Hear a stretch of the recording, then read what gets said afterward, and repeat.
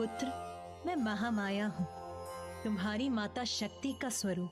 महामाया के दर्शन कर लो रे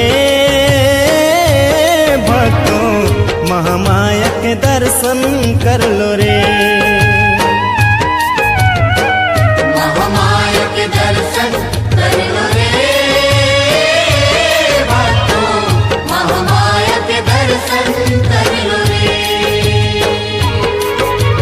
महामाया रायपुर में विराजे, रतनपुर में साजे साजे। महामाया रायपुर में विराजे, रतनपुर में साजे साजे।